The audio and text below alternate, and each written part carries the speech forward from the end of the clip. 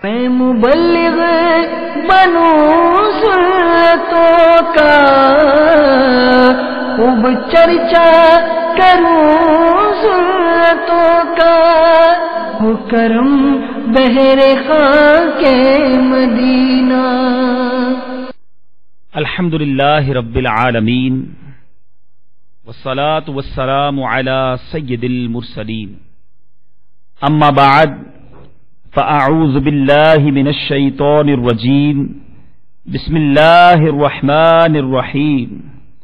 پڑھیے الصلاة والسلام علیک یا رسول اللہ وعلی آلک واصحابک یا حبیب اللہ۔ الصلاة والسلام علیک یا نبی اللہ وعلی آلک واصحابک یا نور اللہ۔ نویت سنت الاعتکاف۔ میرے پیارے اور محترم اسلامی بھائیوں اور مدنی چینل کے ناظرین، آج 10 جمادی الاولی 1432 سنہ ہجری ہے، 13 اپریل 2011۔ پاکستان کے شہر راولپنڈی کے مشہور علاقے سیٹلائٹ ٹاؤن کی کمرشل مارکیٹ میں مکی مسجد میں الحمدللہ سنت و بھرے اجتماع کا سلسلہ ہے۔ تاجر اسلامی بھائی بھی یہاں جمع ہیں، مختلف شعبہ زندگی سے تعلق رکھنے والے اسلامی بھائی یہاں جمع ہیں۔ اللہ تبارک و تعالی ہم سب کا یہاں جمع ہونا اپنی بارگاہ میں قبول فرمائے۔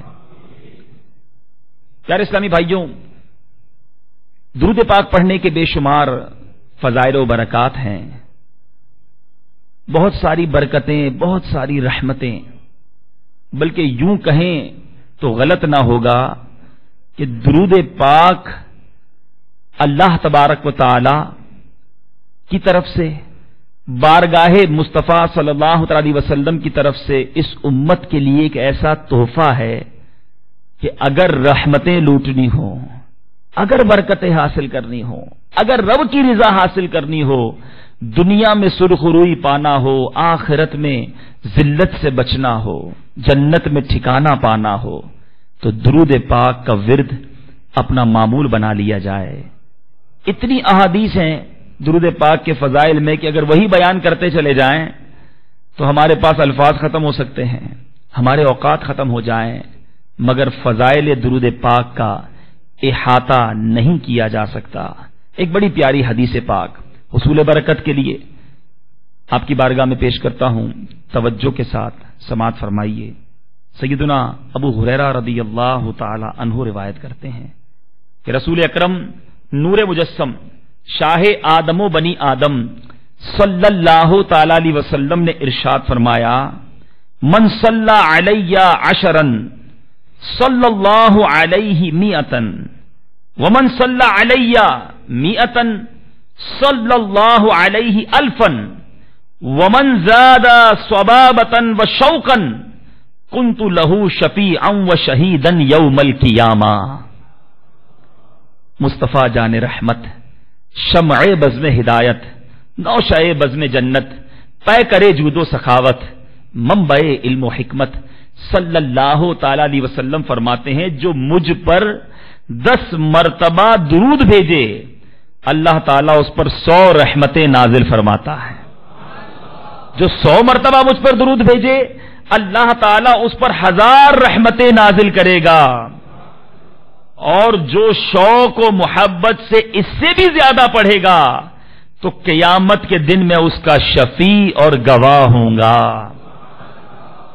جو یہاں پر سیٹلائٹ ٹاؤن میں کمرشل مارکیٹ کی مکی مسجد راولپنڈی میں اسلامی بھائی جمع ہیں، وہ بھی نیت کریں، اور مدنی چینل کے ناظرین دنیا بھر میں جہاں کہیں یہ بیان سنیں وہ بھی نیت کریں کہ 100 بار نہیں بلکہ روزانہ ہم 100 سے زائد بار آقا کی محبت میں، مدینے والے کے شوق میں درود پاک پڑھتے رہیں گے، بلکہ علماء فرماتے ہیں جو 313 مرتبہ منیمم 313 ٹائمز روزانہ درود پاک پڑھ لے، وہ کثرت کے ساتھ درود پاک پڑھنے والوں میں شامل کیا جاتا ہے۔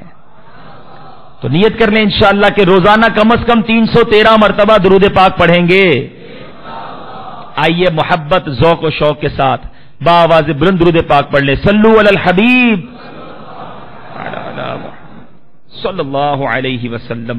میرے پیارے اور محترم اسلامی بھائیوں اور مدنی چینل کے ناظرین،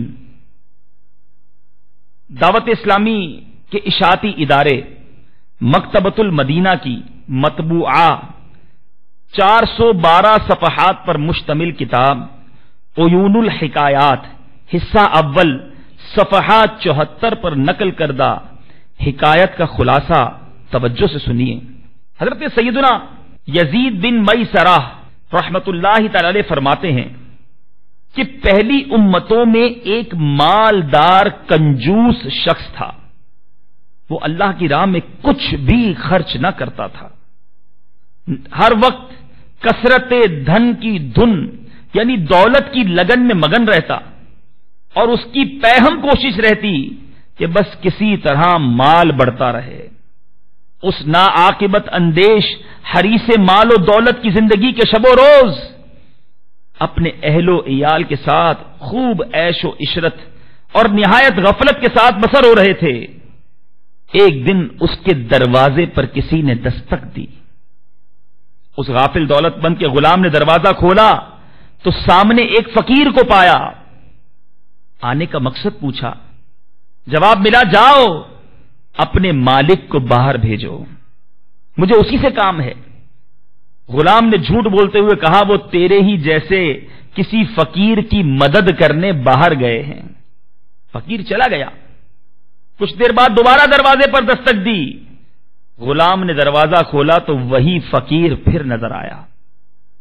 اب کی بار اس نے کہا، جاؤ اپنے آقا سے کہو ملک الموت علیہ الصلوۃ والسلام ہوں میں۔ اس مال کے نشے میں دھت اور یاد خدا سے غافل شخص کو جب یہ پتا چلا تو قہرن وہ تھرا اٹھا اور گھبرا کر اپنے غلاموں سے کہنے لگا، جاؤ اور ان سے انتہائی نرمی کے ساتھ پیش آؤ۔ غلام باہر آئے اور ملک الموت علیہ الصلوۃ والسلام کی منت سماجت کرنے لگے، عرض گزار ہوئے، آپ ہمارے آقا کے بدلے کسی اور کی روح قبض کر لیجئے اور اسے چھوڑ دیجئے۔ آپ علیہ الصلوۃ والسلام نے فرمایا، ایسا ہرگز نہیں ہو سکتا۔ پھر اس مالدار شخص سے کہا، تجھے جو وصیت کرنی ہے ابھی کر لے، میں تیری روح قبض کیے بغیر یہاں سے نہیں جاؤں گا۔ یہ سن کر وہ مالدار شخص اور اس کے اہل و عیال چیخ اٹھے اور رونا دھونا مچا دیا۔ اس شخص نے اپنے گھر والوں اور غلاموں سے کہا، سونے چاندی اور خزانوں کے صندوق کھول کر میرے سامنے ڈھیر کر دو۔ فوراً حکم کی تعمیل ہوئی، اس کے سامنے زندگی بھر کے جمع کیے ہوئے خزانے کا انبار لگا دیا گیا۔ اب اس نے اپنے خزانے کو مخاطب کر کے کہنے لگا، اے ذلیل و بدترین مال و دولت، تجھ پر لعنت، میں تیری محبت کی وجہ سے برباد ہوا۔ ہائے میں تیرے ہی سبب سے اللہ عز و جل کی عبادت اور تیاری آخرت سے غافل رہا۔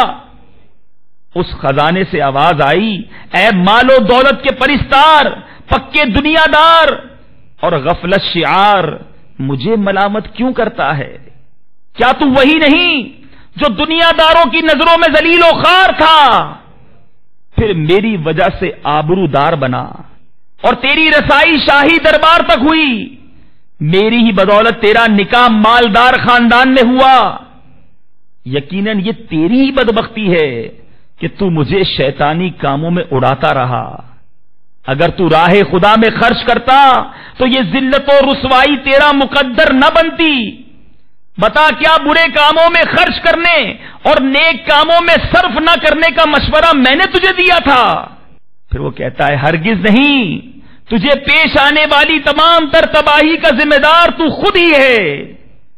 اس کے بعد ملک الموت علیہ الصلوۃ والسلام نے اس کنجوس مالدار کی روح قبض کر لی۔ اے میرے پیارے اسلامی بھائیوں اور مدنی چینل کے ناظرین، آپ نے مال و دولت کے دیوانے کی قابل عبرت حکایت سماعت فرمائی کہ ایسا شخص جو عمر بھر عیش کوشیوں اور انسانی خواہشوں کے پیچھے پڑا رہا، اللہ عز و جل کی طرف سے ملی ہوئی ڈھیل سے بجائے سنبھلنے کے، اس کی غفلتوں کا سلسلہ طویل ہوتا چلا گیا، مال کے نشے میں مخمور، غریبوں اور محتاجوں کی امداد سے دور اور عیاشیوں میں مسرور رہا۔ آخر ایک دن مرنا ہے، آخر موت ہے کہ مصداق موت کا فرشتہ آ پہنچا۔ اگرچہ اس وقت مال کا خمار اترا، ہوش ٹھکانے آئے، مگر اب پچھتائے کیا ہوت جب چڑیا چگ گئی کھیت۔ مال و دولت کے حریص افراد جنہیں دنیا اور آخرت کے برباد ہونے کی کوئی فکر نہیں، ان کے لیے اس حکایت میں درس عبرت کے بے شمار مدنی پھول ہیں۔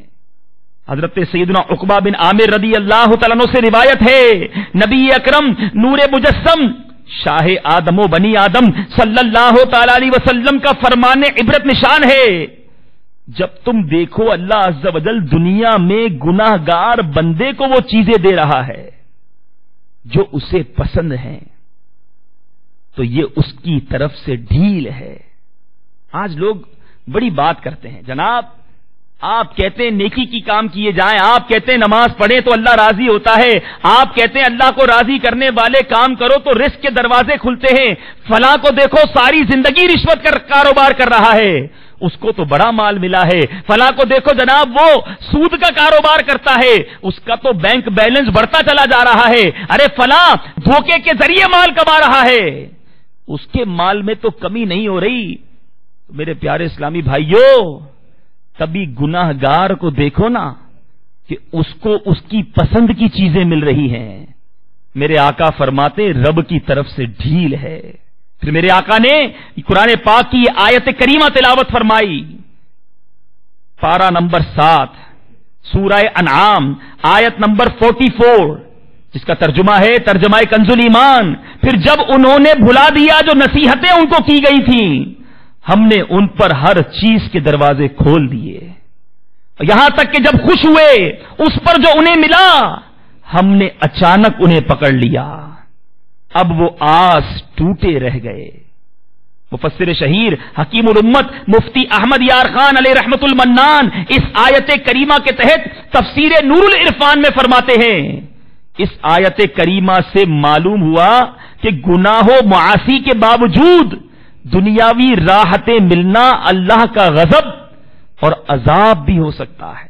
میرے پیارے اور محترم اسلامی بھائیوں، ہمیں پتا چلا دنیا کی ہر آسائش میں آزمائش ہے، قیامت کے دن ان آسائشوں، راحتوں اور کشائشوں یعنی فراخیوں کے متعلق سوال ہوتا ہے۔ جس کو دنیا میں جتنی زیادہ نعمتیں اور وسائل حاصل ہوں گے، اس کو آخرت میں اسی قدر مسائل درپیش ہوں گے۔ میرے پیارے اور محترم اسلامی بھائیوں، حضرت سیدنا ابو ذر غفاری رضی اللہ تعالیٰ عنہ کا بیان ہے کہ سردار مکہ مکرمہ سلطان مدینہ منورہ صلی اللہ تعالی علیہ وسلم نے ارشاد فرمایا، زیادہ مال والے قیامت کے دن کم ثواب والے ہوں گے، مگر جسے اللہ تعالیٰ مال دے اور وہ اسے دائیں بائیں آگے پیچھے دے اور اس میں نیک عمل کرے۔ ایسا نہیں کہ سارے مالدار کم ثواب والے ہوں گے، ایک راستہ، ایک ایگزٹ ڈور دیا نا، ٹھیک ہے آپ کے پاس اللہ نے مال دے دیا، اب ذمہ داری بڑھ گئی، ایک تو اس کو حلال ذریعے سے کمانا ہے، بزنس جو ہے وہ حلال ذریعے سے کرنا ہے، اور پھر اس کو اچھی جگہ پر خرچ بھی کرنا ہے۔ میرے آقا مدینے والے مصطفیٰ صلی اللہ تعالی علیہ وسلم کا انداز زندگی کیا تھا؟ میرے آقا علیہ الصلوۃ والسلام نے کس قدر سادگی بھری زندگی گزاری ہے، ہم نے کئی روایات اس بارے میں سنی ہیں، مگر میرے پیارے اسلامی بھائیوں، آئیے میں آپ کو آقا کی سخاوت جو دنیا سے ظاہری پردہ فرمانے کا وقت ہے، اس وقت میرے آقا کا کیا حال تھا سنیے۔ جب رسول بے مثال بی بی آمنہ کے لال صلی اللہ تعالی علیہ وسلم کو مرض لاحق ہوا، اس وقت آپ صلی اللہ تعالی علیہ وسلم کے پاس 7 دینار موجود تھے، صرف 7 دینار۔ آپ صلی اللہ تعالی علیہ وسلم نے ام المومنین حضرت سیدتنا عائشہ صدیقہ رضی اللہ تعالی عنہا کو حکم دیا کہ وہ حضرت علی کو صدقہ کرنے کے لیے دے دیں۔ پھر آپ علیہ السلام پر غشی طاری ہو گئی. اس کی وجہ سے ام المومنین حضرت عائشہ صدیقہ رضی اللہ تعالیٰ عنہ اس حکم پر عمل کرنا انہیں یاد نہ رہا. پھر جب آقا کو کچھ فاقہ ہوا تو بھی یہی حکم دیتے رہے، یہاں تک کہ انہوں نے وہ درم حضرت مولا علی کو دے دیے. آپ صلی اللہ تعالی علیہ وسلم جس رات اس دنیا سے آخرت کی طرف تشریف لے گئے، اس وقت ام المومنین بی بی عائشہ صدیقہ رضی اللہ تعالی عنہا کے پاس کچھ بھی نہ تھا. جب آپ کو چراغ کی ضرورت محسوس ہوئی تو آپ نے کسی کو چراغ لینے کے لیے کسی ام المومنین کے پاس بھیجا. چراغ تک نہ تھا، اس میں ڈالنے کے لیے تیل بھی نہ تھا. 7 دینار موجود تھے، میرے آقا علیہ الصلوۃ والسلام نے وہ بھی صدقہ کروا دیے. یہ کتنا بڑا میسج ہے ہمارے لیے. ٹھیک ہے، ہم یہ نہیں کہتے کہ اگر جناب کوئی بینک بیلنس رکھنے والا ہے، کوئی بڑا بزنس مین ہے، وہ اپنا سارا مال ختم کر دے. نہیں، ہم نے پہلے روایت سنی کہ مال والے کم ثواب والے وہ ہوں گے، مگر وہ ایکسپشنل کیسز ہیں اس میں کہ جو مالدار ہیں تو سخاوت بھی کرتے ہیں، زکات بھی پوری ادا کرتے ہیں، اپنے غریب رشتہ داروں کا بھی خیال رکھتے ہیں، جو حقوق رب نے فرمائے وہ ادا کرتے ہیں. جب حج کا وقت آتا ہے، حج فرض ہے تو وہ ادا کرتے ہیں. اس مال کو کنجوسی نہیں کرتے، بخل سے کام نہیں لیتے، تو یہ مال بھی نعمت بن سکتا ہے. ارے رب نے جن کو مال دیا انہوں نے مال اچھی راہ پر خرچ کیا، انشاءاللہ یہ مال ان کے لیے نعمت بن جائے گا. مگر دیکھا یہ گیا ہے، میجورٹی یہ ہے کہ جو مالدار بنتا ہے وہ گناہ گار بھی بن جاتا ہے، اس کو جناب تکبر بھی آ جاتا ہے، اس کے اندر پراؤڈ بھی آ جاتا ہے. اب وہ دوسروں کو حقیر سمجھنے لگتا ہے، پھر تھوڑا کما لینے کے بعد بھی پیٹ نہیں بھرتا، اب اور کمانا ہے. جناب ایک دکان ہے 2 ہو جائیں، 2 دکانیں ہیں، فلاں مارکیٹ میں ایک اور دکان خریدنی ہے، وہاں بڑا اچھا بزنس چلے گا، 4-5 آؤٹ لیٹ ہو تو جناب بڑا اچھا کاروبار ہو جائے گا. اب 5-6 آؤٹ لیٹ ہو گئی تو پھر بندہ سوچنے لگتا ہے یار اتنا مال میں خود ہی سیل کر لیتا ہوں، فیکٹری کیوں نہ لگا لوں. اب فیکٹری کی طرف اپروچ شروع ہو جاتی ہے، پھر امپورٹ ایکسپورٹ کی طرف دھیان جاتا ہے.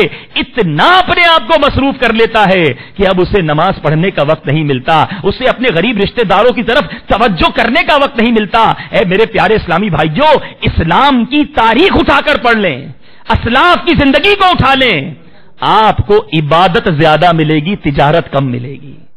کیجئے تجارت، اچھی بات ہے، اچھا طریقہ ہے، انبیاء کا طریقہ ہے، سنت ہے، مگر اس تجارت میں اتنا کھو تو نہ جائیے کہ رب کو بھول جائے بندہ، کہ بندہ عبادت کو بھول جائے. ذرا تصور کیجئے کہ جس رب نے ہمیں اتنا کچھ عطا کیا ہے کہ آج اس نے اگر کسی کو گاڑی دی ہے، اگر کسی کے پاس دکان ہے، اگر کوئی بزنس ہولڈ کرتا ہے، اگر کسی کے پاس کوئی ویلتھ ہے، اگر کسی کے پاس کوئی ویل سیٹ گھر ہے، ارے ہونا تو یہ چاہیے وہ سب سے بڑا عبادت گزار بھی ہونا چاہیے. اس کا سر تو سجدے سے نہیں اٹھنا چاہیے کہ مولا ایسے بھی تیرے بندے ہیں جو روڈ پر سوتے ہیں، تو نے مجھے گھر عطا کیا ہے. اے پروردگار، ایسے بھی لوگ ہیں جو بے روزگار اپنے ہاتھوں میں ڈگریاں لیے اپنے جوتے چٹکاتے پھرتے ہیں. اے مولا تو نے مجھے اپنی دکان عطا کی ہے، اس کا شکر تو بڑھ جانا چاہیے تھا. ارے آپ کی دکان پر بھیک مانگنے کے لیے فقیر آتا ہے، اس وقت یہ خیال کیوں نہیں آتا کہ جو آج ہاتھ پھیلائے آپ کی دکان پر آیا ہے اور آپ اس کے ہاتھ میں رقم ڈال رہے ہیں، یہ پھیلانے والا میں بھی تو ہو سکتا تھا.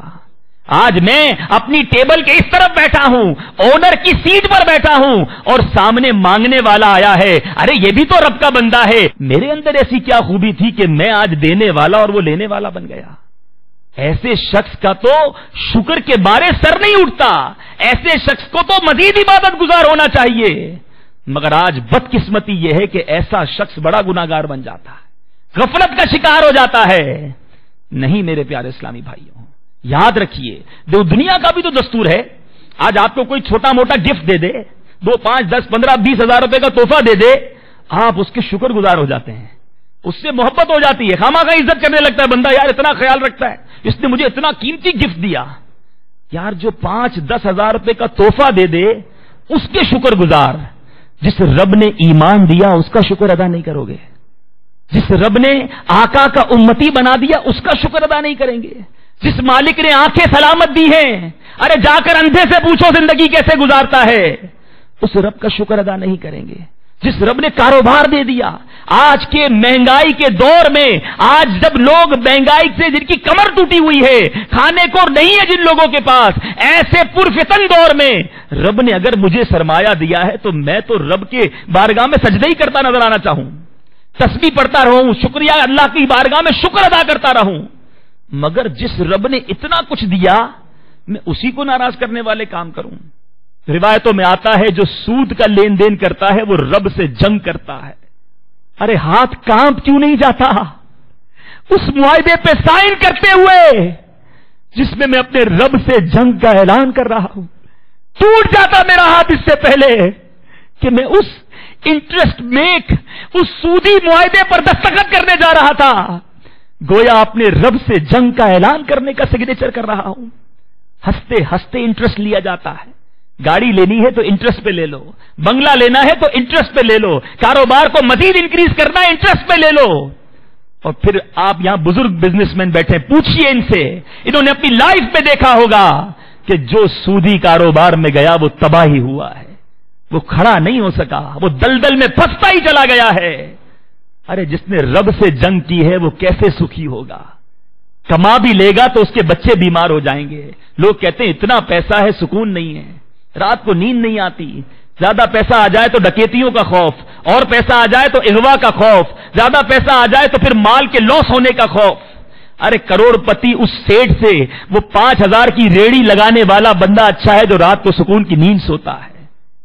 رب نے پیسہ دیا ہے نا تو اس کا شکر ادا کرو، رب نے بزنس دیا ہے اس کو صحیح طریقے سے کمائیے۔ اب ایسے بھی لوگ ملتے ہیں کہتے ہیں کیا کریں بھائی، انٹرسٹ کا کاروبار تو کرنا پڑتا ہے، تھوڑا بہت جھوٹ کاروبار میں بول لیتے ہیں، رشوت دینی ہی پڑتی ہے، کیا کریں مجبوری ہے۔ جہاں جہاں شریعت اجازت نہیں دیتی میں صرف اس جگہ کی بات کر رہا ہوں۔ اب کیا کہتے ہیں، پھر ہم کرتے یہ ہیں کہ اب ہم اپنے پیسوں کو مسجد میں بھی لگا دیتے ہیں، غریبوں کی مدد بھی کرتے ہیں، اگر غلط طریقے سے کماتے ہیں تو اپنا وہ مال ہم جناب اچھی راہ میں بھی خرچ کرتے ہیں۔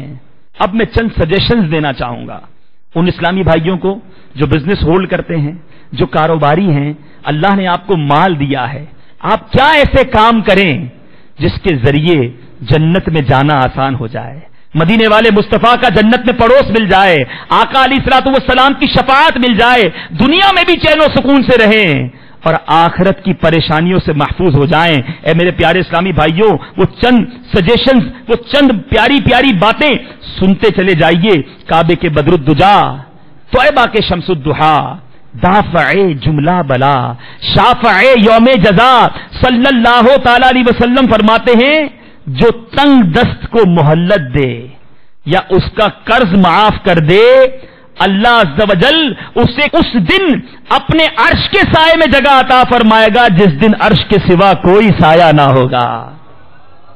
اے بزنس مینوں، آپ کے پاس بھی موقع ہے، کبھی کوئی پریشان ہو قرضہ دے دیا کرو، اور کسی کو قرضہ دیا ہو اور وہ نہ دے سکے تو مہلت دیا کرو، نرمی کیا کریں، اور اگر اللہ نے دیا ہے ہو سکے تو معاف کر دیں۔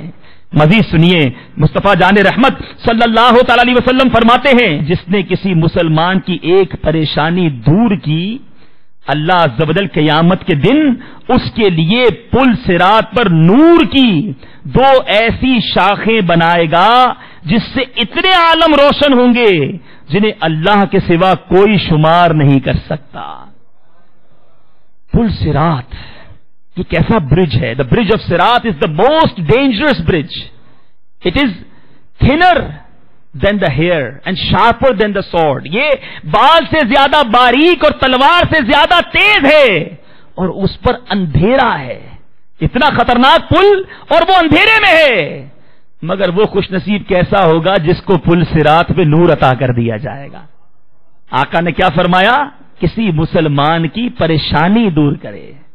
آپ کے پاس بھی تو پریشان لوگ آتے ہیں، اپنے پڑوسیوں میں دیکھیے، اپنے رشتہ داروں میں دیکھیے، اپنے آفس پر کام کرنے والوں میں دیکھیے۔ یہاں میں ایک اور بات بھی آپ کو نوٹیفائی کرواؤں، بعض اوقات یہ ہوتا ہے ہم جناب غریبوں کو بڑھا دیتے ہیں، زکات بھی بانٹتے ہیں، ماشاءاللہ کچھ لوگ ہوتے ہیں جو مدد کرتے ہیں، لیکن نارملی ہم باہر کے لوگوں کی مدد کرتے ہیں، جو ہمارے آفس میں کام کر رہا ہوتا ہے اس کو بھول جاتے ہیں، حالانکہ وہ بیچارہ صبح سے شام تک ہمارے پاس ہے، وہ تکلیف میں ہے، پہلے قریبی کو پوچھئے، جو آپ کا قریبی ہے کہیں وہ تکلیف میں تو نہیں، اس کی مدد کیجئے تو میرے پیارے اسلامی بھائیوں یہ برکت حاصل ہوگی۔ مزید سنیے میرے پیارے اسلامی بھائیوں، جب کسی کو قرض دیں اور وہ قرض ادا کرنے میں بیچارہ تنگی میں آ جائے، اس کی پوزیشن کمزور ہو جائے، ہمیں کیا کرنا چاہیے؟ قیامت کی گرمی کے بارے میں بہت سنا ہے، جہنم کی گرمی کے بارے میں بہت سنا ہے۔ مخزن جود و سخاوت، طے کرے عظمت و شرافت، صلی اللہ تعالی علیہ وسلم یہ ارشاد فرماتے ہوئے مسجد میں داخل ہوئے، تم میں سے کسے یہ بات پسند ہے کہ اللہ عز و جل اسے جہنم کی گرمی سے بچائے؟ ہم نے عرض کی یا رسول اللہ صلی اللہ تعالی علیہ وسلم، ہم میں سے ہر ایک یہ پسند کرتا ہے اللہ عز و جل اسے جہنم کی گرمی سے بچائے۔ تو پیارے آقا علیہ الصلوۃ والسلام نے ارشاد فرمایا، جو تنگ دست کو مہلت دے یا اس کا قرض معاف کر دے، اللہ عز و جل اسے جہنم کی گرمی سے محفوظ فرمائے گا۔ جب کسی کو قرض دیں اور وہ قرض ادا کرنے میں بیچارہ تنگی میں آ جائے، اس کی پوزیشن کمزور ہو جائے، ہمیں کیا کرنا چاہیے؟ قیامت کی گرمی کے بارے میں بہت سنا ہے، جہنم کی گرمی کے بارے میں بہت سنا ہے۔ مخزن جود و سخاوت، طے کرے عظمت و شرافت، صلی اللہ تعالی علیہ وسلم یہ ارشاد فرماتے ہوئے مسجد میں داخل ہوئے، تم میں سے کسے یہ بات پسند ہے کہ اللہ عز و جل اسے جہنم کی گرمی سے بچائے؟ ہم نے عرض کی یا رسول اللہ صلی اللہ تعالی علیہ وسلم، ہم میں سے ہر ایک یہ پسند کرتا ہے اللہ عز و جل اسے جہنم کی گرمی سے بچائے۔ تو پیارے آقا علیہ الصلوۃ والسلام نے ارشاد فرمایا، جو تنگ دست کو مہلت دے یا اس کا قرض معاف کر دے، اللہ عز و جل اسے جہنم کی گرمی سے محفوظ فرمائے گا۔ اب دیکھیں یہ دوسری صورت آ گئی نا، یہ دوسری، اگر کسی کے پاس مال نہیں ہے، وہاں مال کا وبال آپ نے سنا، لیکن اگر یہی مال اچھی جگہ خرچ کیا جائے، اس کا کریکٹ یوز کیا جائے، اگر اللہ نے عطا کیا ہے تو قرض دیجیے۔ آج جناب انٹرسٹ کیوں عام ہو گیا؟ پہلے مسلمان ایک دوسرے کو قرض دیا کرتے تھے، آج بندہ کسی سے قرض مانگتا ہے تو دوسرا سوچتا ہے مجھے کیا فائدہ ہوگا، میں اس کو 25-50 ہزار روپے، لاکھ روپے دے دوں گا، مجھے تو کوئی بینیفٹ نہیں ہوگا، بینک میں رکھ دوں گا تو اتنا انٹرسٹ مل جائے گا۔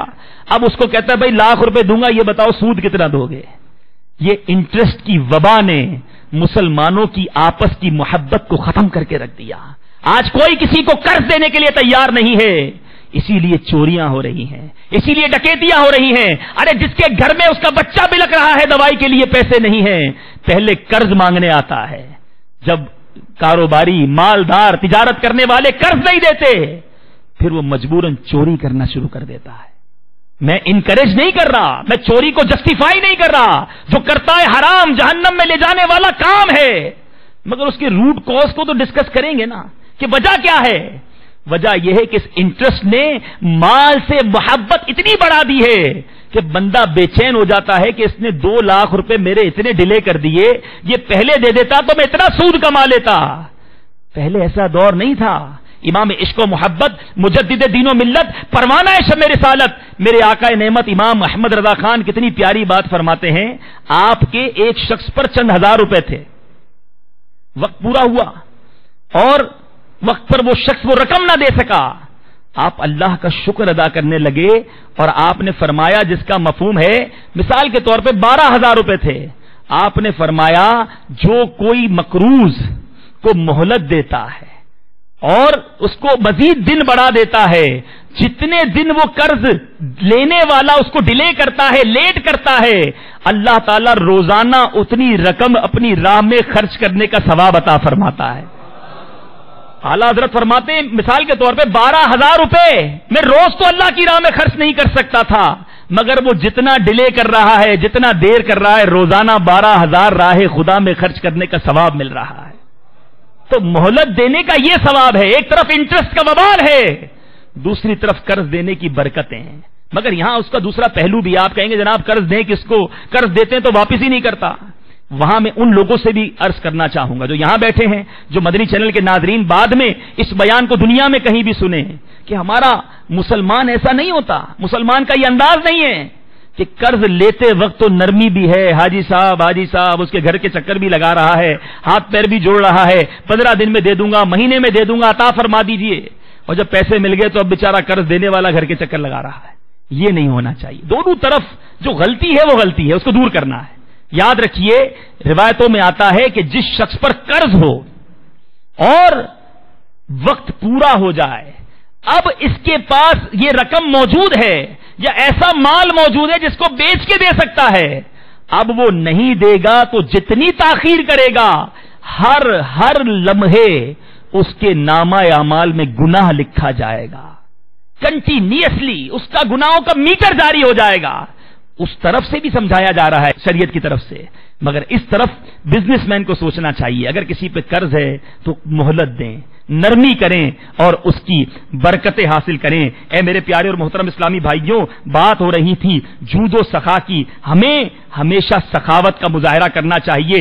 اللہ کی راہ میں خرچ کرنے سے مال کم نہیں ہوتا, مال بڑھتا چلا جاتا ہے. اور میرے آقا علیہ الصلوۃ والسلام دعا فرماتے, آپ علیہ الصلوۃ والسلام نے دنیا سے اتنا ہی مانگا جتنا خیر محض ہے, اور دعا فرمائی اللہم احیینی مسکینا و امیتنی مسکینا, اے اللہ عز و جل مجھے مسکینی کی زندگی اور مسکینی کی موت عطا فرما. اس قدر آپ نے غربت کو, مسکینی کو پسند فرمایا. اور آج فقط مال سے محبت نہیں, خرچ کیجئے, راہ خدا میں خرچ کیجئے, دیجئے اس کی راہ میں, انشاءاللہ یہ مال کم نہیں مزید بڑھتا چلا جائے گا. زکات پوری ادا کیجئے, غریبوں کی مدد کیجئے, اپنے غریب رشتہ داروں کو دیکھیے جو پریشان ہیں, آپ خرچ کیجئے, اللہ تبارک و تعالی ضرور عطا فرمائے گا. اور کیسے عطا فرمائے گا مجھے بتائیے. آج آپ کی کسی مولانا صاحب سے ملاقات ہو جائے, کسی مذہبی شخصیت سے ملاقات ہو, آپ اس سے دعا کرواتے ہیں, بلکہ بندہ کوشش کرتا ہے. کاروباریوں کو تو میں نے دیکھا ہے ان کی کوشش ہوتی ہے یار اپنی دکان پر لے کر جائیں گے, ذرا دکان پہ مولانا صاحب آ جائیں گے, حافظ صاحب آ جائیں گے, کوئی نیک آدمی آ جائیں گے تو دکان پہ برکت ہو جائے گی. خواہش یہی ہوتی ہے کہ اس کی برکت سے بزنس بڑھ جائے. مجھے بتائیے جس کے لیے روزانہ فرشتے دعا کریں اس کا کاروبار کیسا بڑھ جائے گا. آپ کو کوئی کہے, مطلب بندہ, میں نے یہ بھی سنا ہے کچھ لوگ جو ہے نا وہ مولانا صاحب سے ترکیب بنا لیتے ہیں, روزانہ بھائی ہماری دکان پہ آنا, ایک پارا قرآن شریف پڑھ جائیے گا, یاسین شریف پڑھ جائیے گا, اس سے برکت ہوگی. اچھی بات ہے اگر شرعی تقاضوں کے مطابق وہ ایگریمنٹ ہوا ہے, لیکن کسی کو یہ کہا جائے کہ روزانہ صبح آپ کے لیے فرشتے دعا کریں گے, کون کون چاہتا ہے اس کے لیے فرشتے دعا کریں, روزانہ فرشتے دعا کریں؟ سب چاہتے ہیں, من نہیں چلے کہ ناظرین بھی چاہتے ہوں گے. میں اپنی بات نہیں کروں گا, اس کی بات کروں گا جو فرشتوں کے بھی آقا ہیں. ارے اس کی بات کروں گا جس کے در پر فرشتے حاضری کو تڑپتے ہیں. اعلی حضرت سے پوچھئے کیا لکھتے ہیں, 70,000 صبح ہیں, 70,000 شام. آقا کا در وہ ہے مدینہ طیبہ میں آج بھی 70,000 فرشتے صبح حاضری دیتے ہیں, 70,000 شام کو حاضری دیتے ہیں. اللہ تعالیٰ اس دربار کی حاضری بھی ہمیں عطا فرمائے. تو ان فرشتوں کے آقا کے دربار میں چلتے ہیں. یا رسول اللہ آپ بتائیے کس شخص کے لیے فرشتے دعا کریں گے؟ اس نے اخلاق کے پیکر, نبیوں کے تاجور, محبوب رب اکبر صلی اللہ تعالی علیہ وسلم نے ارشاد فرمایا, ہر وہ دن جس میں بندے صبح کرتے ہیں اس میں 2 فرشتے نازل ہوتے ہیں. ان میں سے ایک دعا مانگتا ہے, اے اللہ خرچ کرنے والے کو بدلہ عطا فرما. اور جو خرچ نہیں کرتا, جو کنجوسی کرتا ہے, دوسرا فرشتہ کیا کہتا ہے؟ دوسرا دعا کرتا ہے, اے اللہ مال کو روک کر رکھنے والے کا مال ضائع فرما. بندہ بولتا ہے میں جس کام میں ہاتھ ڈالتا ہوں نقصان ہو جاتا ہے, جو ڈیل کرتا ہوں جناب گڑبڑ ہو جاتی ہے, کاروبار جمایا تباہ ہو گیا. ارے جس کے لیے فرشتہ روزانہ بد دعا کرے اس کا کاروبار کیسے چلے گا؟ مجھے بتائیے تو صحیح. فرشتہ حدیث پاک کے الفاظ روزانہ دعا کرتا ہے, یا اللہ جو خرچ میں روک رکھتا ہے, نہیں کرتا تیری راہ میں خرچ, اس کے مال کو ضائع کر دے. جبھی تو چلتا چلتا بزنس ٹھپ ہو جاتا ہے, تباہ ہو جاتا ہے انسان. ارے اس مال کو زکات دے کر کلو میں محفوظ کیوں نہ کیا؟ اس مال کو صدقہ, آج انشورنس کمپنی کے پیچھے بھاگتے ہو. ارے دونا اللہ کی راہ میں خرچ کرو, فرشتہ دعا کرے گا, روحانی سیکیورٹی مل جائے گی. فرشتے کی دعائیں ملیں گی, رب کی عطائیں ملیں گی, مصطفیٰ کریم کی نوازشیں ہوں گی, آپ کا مال سیکیور ہو جائے گا. انشورنس کمپنی کو پالیسی کے پیسے دینے کے لیے ہمارے پاس, اللہ کی راہ میں خرچ کرنے کے لیے نہیں ہے, زکات پوری دینے کے لیے نہیں ہے. نہیں میرے پیارے اسلامی بھائیوں، یہی میسج میں آپ سب کو دینا چاہتا ہوں کہ اللہ تبارک و تعالی نے عطا فرمایا ہے، اسی نے تو دیا ہے، اسی نے تو دیا ہے، اس کی راہ میں خرچ کیجئے، اپنے مسلمان بھائیوں پہ، پڑوسیوں پہ، اپنے غریب رشتہ داروں پہ خرچ کیجئے اور اللہ عطا فرمائے اور اللہ تبارک و تعالیٰ توفیق دے تو میرے پیارے اسلامی بھائیوں مسجدیں بنائیے۔ مسجد یہ وہ نیکی ہے، بندہ رہے نہ رہے، جب تک سجدے ہوتے رہیں گے اس کو ثواب ملتا رہے گا۔ روایتوں میں آتا ہے مسجد بیسٹ پارٹ آف دا ارتھ، دنیا میں سب سے زیادہ پسندیدہ ٹکڑا زمین، دنیا میں سب سے زیادہ پسندیدہ رب کی بارگاہ میں جو ٹکڑا زمین ہے، پارٹ آف دا ارتھ ہے، وہ مسجد ہے۔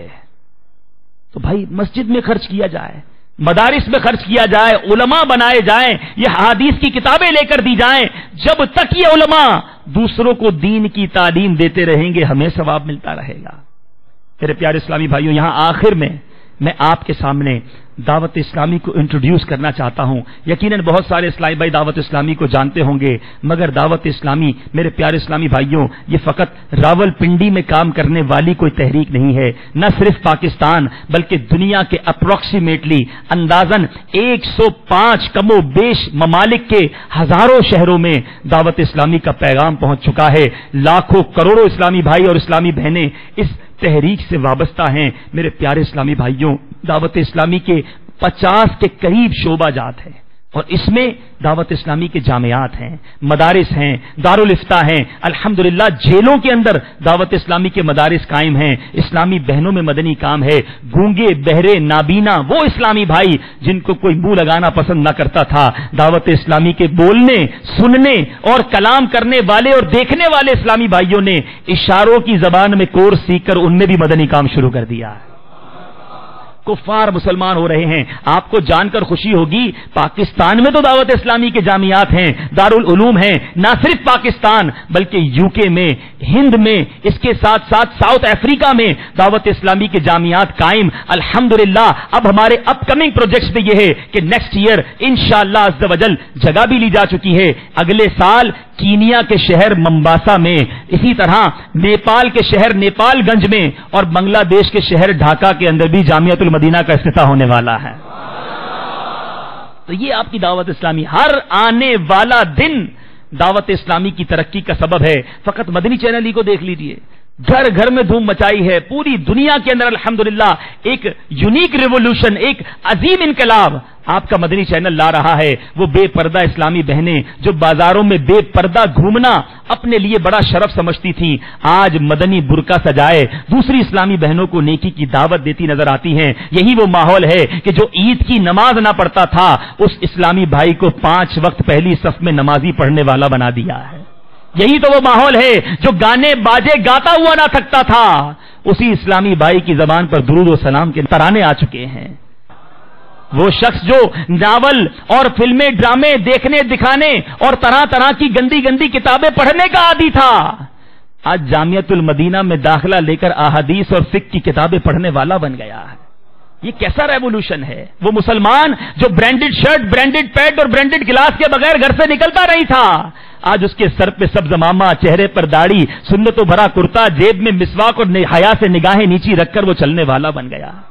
یہ کتنا بڑا فرق ہے اور یہ آپ کی آنکھوں کے سامنے ہے۔ یہ مجھے کوئی آپ کو انٹروڈیوس کرنے کی حاجت نہیں ہے، اپنے محلے میں دیکھ لیجئے، اپنے شہر میں، اپنی گلی میں آپ کو ایسے نوجوان نظر آئیں گے اور آپ یہ بات تو اچھی طرح جانتے ہیں کہ نوجوان کا سنت کی راہ پر آ جانا، نوجوان کا تبدیل ہو جانا، نوجوان کا گناہ کو چھوڑ دینا، یہ کوئی آسان بات نہیں ہے۔ تو جب دعوت اسلامی نے یہ سب کچھ کر کے دکھا دیا ہے تو میں پھر کیوں دور ہوں؟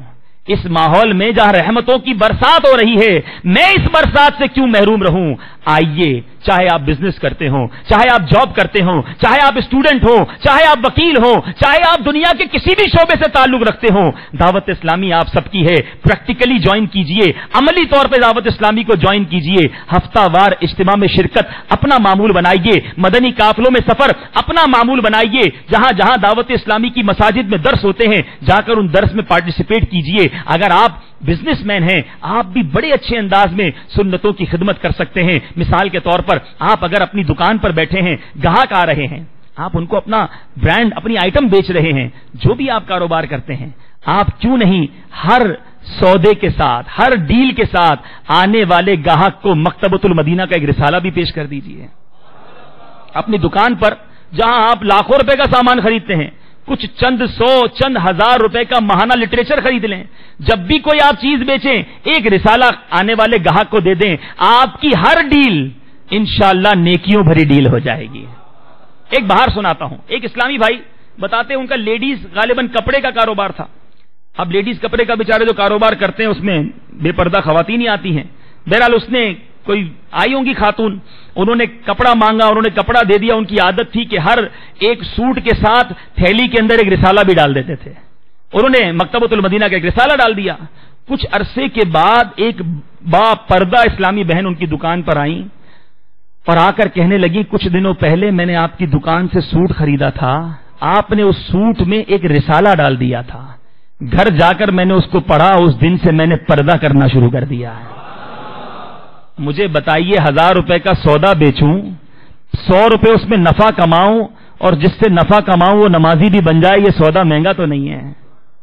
روز اگر میری دکان سے نیکی کی دعوت جاری ہو جائے، میرے بزنس سے الحمدللہ بزنس بھی چلتا رہے اور نیکیوں کا بزنس بھی چلتا رہے، یہ سودا برا تو نہیں ہے. میں تمام تاجروں سے گزارش کروں گا، نیت کیجئے. اللہ تبارک و تعالیٰ سے دعا ہے مالک کریم ہمیں رزق حلال کمانا نصیب فرمائے، رزق حرام سے ہم سب کو محفوظ فرمائے. جو عطا کیا ہے مولا اس پر شکر کرنا نصیب فرمائے. ہمیشہ حلال کما کر حلال ذرائع پر خرچ کرنا نصیب فرمائے. آمین بجاہ النبی الامین صلی اللہ تعالی علیہ وسلم. میں مبلغ بنوں سنتوں کا، خوب چرچا کروں سنتوں کا، ہو کرم بہر خاک مدینہ.